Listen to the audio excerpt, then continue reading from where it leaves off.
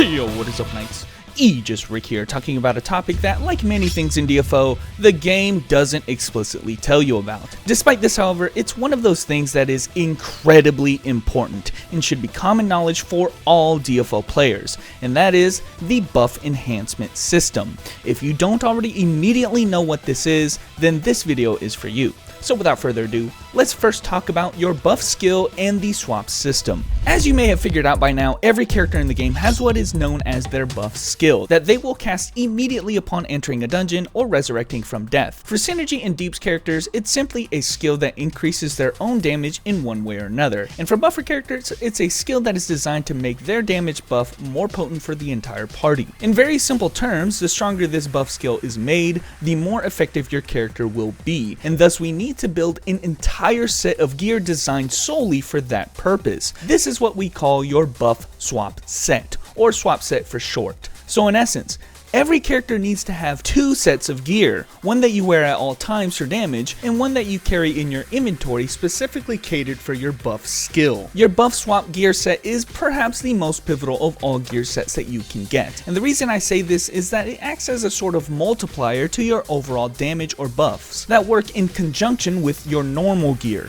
You really can't have one without the other. You may have the best 12 out of 12 strongest gear set in the game, but if you don't have a swap set or it's not optimized, it will only be a fraction as effective as someone else who took the time to properly build up theirs. The upside to this though is that your buff swap set is much easier to finish than your standard gear. In all honesty, getting it only takes you a commitment of a few minutes every week for a few weeks, after which it's just a matter of incrementally improving it to make it more potent, not unlike how you would your regular gear set. Again, why the game doesn't sit you down and explain the importance of a swap set is beyond me, but trust me, this is not an optional feature for any character in the game. For the rest of this video, we'll be working in this window here. You have access to this UI starting at around level 70, and it is known as your buff enhancement window. As you can see, it looks almost identical to your normal gear set. You have all the slots for your equipment, avatar, and even your creature. The reason for this is that it encompasses all of the gear that could potentially increase the potency of your buff skill, which is shown up here at the top. Generally, it'll just be this single skill,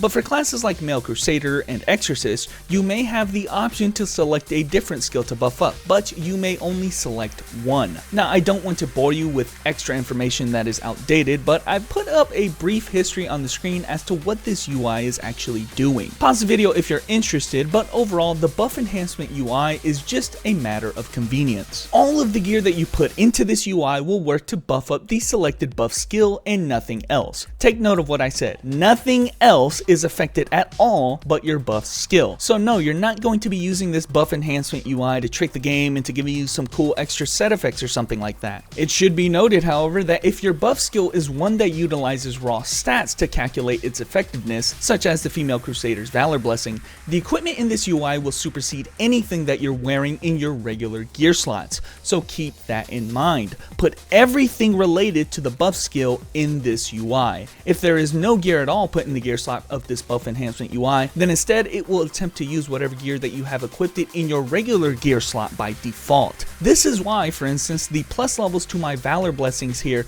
does not change if I remove my creature from the Buff Enhancement UI. It's because I also have the pet equipped regularly. Any gear that is used as a swap will have this icon put onto it, and yes, it's perfectly fine to have gear that you currently have equipped or on the hotkey bar to also be put into the Buff Enhancement UI. But again, it has to be in your inventory. Unfortunately, you can't just leave it in your safe or something like that. Now, by now, you already know all about your buff skill. Hopefully, you've been using it while you've been leveling and you just cast it and forget about it. But the idea with this Buff Enhancement UI is that you put into it all the possible gear that could increase the potency of this skill when it's cast. And as of now, there are 5 ways of which you can do this. But for the sake of brevity, these 2 right here don't really matter anymore because the game has phased them out in 100 cap, and the Operation Hope set has completely replaced them in terms of relevance, so I'm not even going to bother talking about them. So let's start with the easiest to explain first, simply increasing the level of the skill. One thing that you've got to understand is that every skill in this game has 2 different so-called level caps that they can achieve. You can see these level caps by looking at the skill description. The first is a skill's mastery level. This is the highest level that can be achieved by leveling the skill normally through the skill window. After a skill is mastered, you cannot dump any more SP into it. The next level cap is what is called its max level, which is essentially the maximum level that is allowed to be achieved for that skill from the effects of gear, and there is a lot of gear that can be used to accomplish this task. Any levels that extend beyond a skill's maximum level will simply not apply, and generally speaking, most buff skills have a maximum level that is only 10 levels higher than the mastery level. Therefore, our main priority is to wear gear that will give us a total of plus 10 levels to this buff skill, or its max level. And to help us accomplish this, I've dubbed something that I'm calling the universal plus 9 skill levels. Essentially, every character in the game has the ability to get plus 9 to their buff swap skill without ever touching any of their normal 12 equipment slots by utilizing the following items. Now, those plus 10 skills are in an ideal world. Truth be told, getting all of these things, especially the title, platinum emblem, and event bead, are extremely expensive and or seasonal. Not to mention that, as you will soon see, the swap sets themselves generally provide levels which could very easily put you over the maximum if you optimize this hard. But when we're talking about the swap UI, there is nothing really else that can be provided out of these particular equipment slots other than the plus skill levels. In other words, they are always an option if you don't already have them and you aren't yet at the maximum level. Now, I'm gonna skip over the Operation Hope set for a second to talk about unique, legendary, and epic grade items, and particularly the set effects that they provide. The only people that should be using these items for their swap buff nowadays are buffer type characters. The reason for that is that their gear is inherently focused around increasing the potency of their buffs. In other words, their primary gear often is their swap buff, and so consequently they do not have an Operation Hope set like everyone else in the game. That being said, don't go thinking that this makes the swap system easier for them than the other classes. In fact, the buffers have it far harder than everyone else in the game. A buffer swap buff does not have an achievable maximum, and the potency of that buff scales in proportion to their raw stats as well. For this reason, you'll often see buffers put all of their gear into their swap UI to ensure that they include anything and everything that also pumps up their raw stats. For instance, getting a complete rare avatar set for non-buffer characters does not contribute at all to their buff skill's effectiveness. However, for a buffer, getting a full rare avatar set will give you more raw stats, and therefore is an improvement to their buffing capacity. In 100 cap, all gear generally has buffer options appended onto them, so in essence, anything and everything can be used to increase your buffing potential. Because of this, and the complicated nature of how their buffs in particular are calculated, it is recommended to use the level 100 epic calculator to figure out what are the best gears out of all of your available epics to use on your person and as a buff set. Trust me, this can get complicated. Just remember that buffer options are only appended onto gear if that gear is plate armor mastery, and therefore if it is not, you'll need to retexturize at the Strawberry Nose Della NPC. To verify the potency, remember that you can always test out your buffs in the training room with a friend. I'll be talking about the training room in more detail at the end of the video, but a partner is necessary in order to accurately gauge your buffs. But anyway, now that we've got that out of the way, let's cover just about every other character in the game, namely the DPS and synergy characters, and quite frankly, it's very simple to explain. All non-buffer character swaps consist of a full 12 out of 12 set, colloquially known as the Operation Hope set, or OH set for short. You will farm this gear in the Operation Hope, found here in the closed area of Harlem. You get access to this dungeon only 3 runs a week,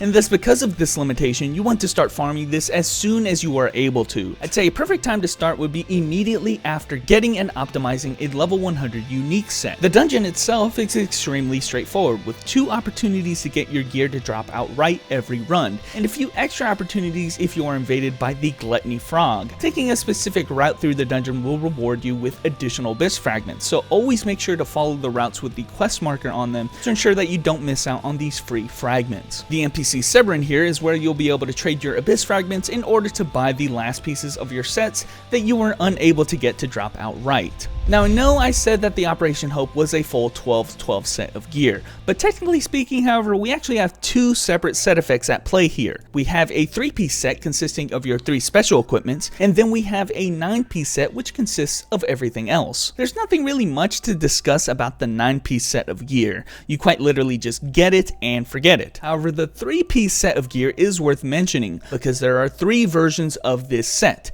Basically, you have brown, white, and purple. Brown provides provides you the most additional levels to your swap skill, but has the weakest additional stats. Conversely, purple gives the least additional levels to your buff skill, but has the strongest additional stats. White is kind of a balance between both of those sets. Now, as we mentioned earlier, you should always prioritize getting your buff skill to its maximum level, making the brown set the best option for whenever you aren't. However, if you've already achieved the maximum level, then you can always opt to get the purple set, which gives better additional stats and is considered the best in slot option because of it. Now, you might have noticed that the weapon itself is the only piece out of all of them with buffing abilities inherently on the gear. All other gears do quite literally nothing unless they complete or partially complete their set effect. This detail makes your weapon the single most important piece of the set. Although it's the most expensive item in Severan's shop, it isn't a terrible idea to try and prioritize your weapon first. The last thing I need to mention about the weapon is that after you finish completing your entire set, I suggest that you upgrade your swap weapon to the S version by use of the recipe sold in Severan's shop. It's quite obvious it's quite a bit stronger than the original. Be warned, however, I'm suggesting that you do this only after you've completed your set, because the recipe is not a guaranteed success chance and sure takes a hell of a lot of resources per attempt, including abyss fragments and refined terranium. If you fail that recipe 10 times, however, you will be guaranteed the S version available again from Severin as a consolation prize. Running the full set of Operation Hope can give you at a minimum +3 to your skill level and at most +5, meaning that you only need about +5 to 7 potential levels given from the universal +9 skill levels that were discussed earlier in order to achieve the maximum level for your buff skill. Keep that in mind as a non-buffer character, because it is very easy to overlook this fact and subsequently over-level the buff swap if you get more than +7 of the universal skill levels. You'd be wasting money trying to optimize for no reason. But that, guys, concludes the swap set for all non-buffers, believe it or not. Again, I'd consider it far simpler than the buffers because unlike them, there is a hard limit on how good your swap set can be. The last thing that I want to touch on is the training room itself. Perhaps you're one of those numbers guys who wants to know exactly how much extra damage you're getting with your buffs. Well, there is a way to test that, and it involves checking the potency in the training room. I already talked about the buffers earlier. Their safest bet is to simply go into their training room with a buddy and have them tell you the potency of the buff when it's casted. You're looking at high values of raw stats as well as the raw attack stat that's added onto it. This is different than the value that's listed whenever you hover over the buff on yourself, hence why if you want accurate data, you'll need to bring a friend along. For non-buffers, they actually don't need to go into the training room because the UI actually tells you all of the information that you need to know. In fact, whenever you hover over a skill icon, sometimes it doesn't tell you the full information, as is the case with my female brawler. So always make sure to check the advanced tooltip to make sure that you're getting all of the information of the buff that's applied. But anyway, Knights, that concludes the buff enhancement system, how it works, and how to tackle it in a very general sense. Many veterans among you know I have intentionally left some things out of this video to avoid confusion. Now in 100 cap, this is just about all you have to worry about nowadays. Thanks for your time, hope this helps, and I will catch you Knights later.